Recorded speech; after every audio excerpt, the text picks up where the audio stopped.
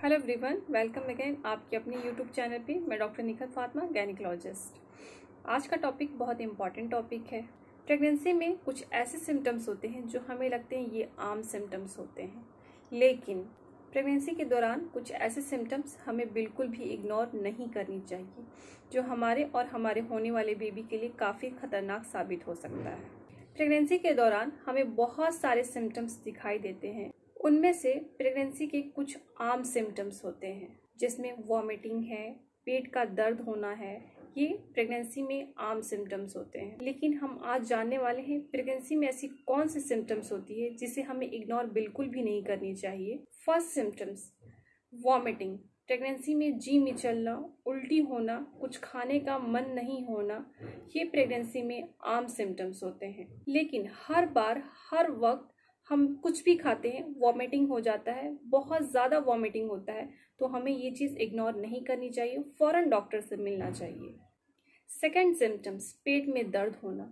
पेट में प्रेगनेंसी के टाइम पेट में दर्द होना आम सिम्टम्स होता है, आम लक्षण होता है, जो हमें पेट में दर्द गैसेस की वजह से हो सकते हैं, स्ट्रेचिंग की वजह से हो सकते हैं, राउंड लिगामेंट की वजह से हो सकते हैं, इनडाइजेशन की वजह से हो सकते हैं, एसिडिटी की वजह से हो सकते हैं। ये प्रेगनेंसी में ऐसे नॉर्मल सिम्टम्स होते हैं। लेकिन जो दर्द रुक रुक के हो रहा है, हर 10-10 मिनट पे हो रहा है, पेट में दर्द होने की वजह से नीचे प्रेशर हो रहा है, तो ये दर्द आपका नॉर्मल नहीं है। इसे आप फौरन डॉक्टर से कंसल्ट करें, डॉक्टर से जाके मिले। थर्ड सिम्टम्स, प्रेगनेंसी के दौरान ब्लीडिंग होना, ये भी आम सिम्टम्स होता है। प्रेगनेंसी के दौरान फर्स्ट ट्राइमेस्टर में ब्लीडिंग हो सकता है, सेकेंड ट्राइमेस्टर में ब्लीडिंग हो सकता है, कभी कभी थर्ड ट्राइमेस्टर में भी ब्लीडिंग हो सकती है। थर्ड ट्राइमेस्टर में जो ब्लीडिंग होता है वो डिलीवरी से पहले म्यूकस प्लग बाहर आता है, उसके साथ साथ कभी कभी ब्लीडिंग भी हो जाता है। सेकेंड ट्राइमेस्टर में ब्लीडिंग लो लाइन प्लेसेंटा की वजह से हो सकता है, एंड फर्स्ट ट्राइमेस्टर में ब्लीडिंग आपका इम्प्लांटेशन की वजह से ब्लीडिंग हो सकता है। लेकिन प्रेगनेंसी में फ्रेश ब्लीडिंग हो और आपका एक पैड सोक हो जाए तो आपको फौरन डॉक्टर से मिलना है। फोर्थ सिम्टम्स, प्रेगनेंसी के दौरान पैरों में सूजन होना, पैरों का फूलना, ये नॉर्मल होता है, नॉर्मल सिम्टम्स होता है। लेकिन जब हम लेटते हैं, पैरों के नीचे तकिया रख के सोते हैं, तो ये स्वेलिंग चली जाती है, और हम जब सुबह उठते हैं तो ये स्वेलिंग नहीं रहती है।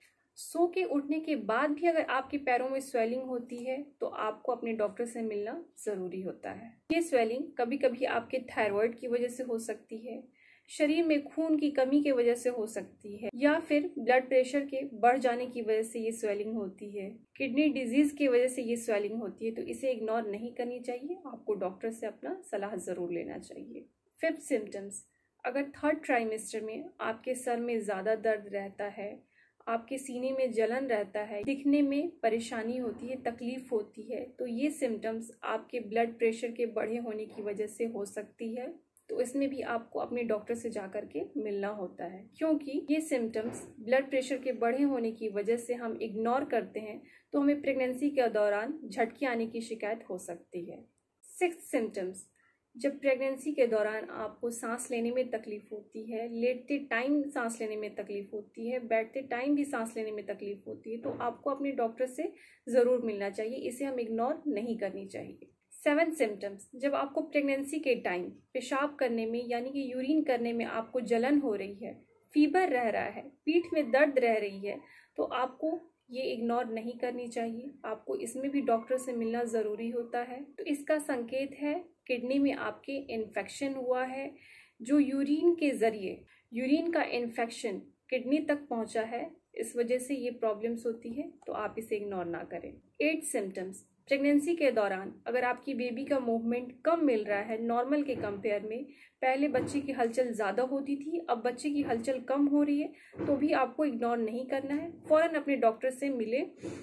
9 सिम्टम्स, अगर प्रेगनेंसी के दौरान आप खड़े हैं, लेटे हैं या फिर बैठे हैं और आपका कपड़ा गीला हो चुका है, तो ये संकेत करता है कि आपका एमनियोटिक फ्लूइड रप्चर हो चुका है, जिससे आपको और आपके बेबी को खतरा का साबित हो सकता है। तो इसे भी आप इग्नोर ना करें, फ़ौरन अपने डॉक्टर से कंसल्ट करें। तो आज हम इस वीडियो में जानें कि प्रेगनेंसी में ऐसे कौन कौन से सिम्टम्स होते हैं जो हमें बिल्कुल भी इग्नोर नहीं करनी चाहिए। ये नॉर्मल सिम्टम्स नहीं होते हैं, फ़ौरन अपने डॉक्टर से कंसल्ट करना चाहिए, जिससे कि आपका बेबी और आप बिल्कुल स्वस्थ हो, अच्छे हो। आई होप कि मेरा ये वीडियो आपको अच्छा लगे। लाइक एंड सब्सक्राइब ज़रूर कीजिएगा।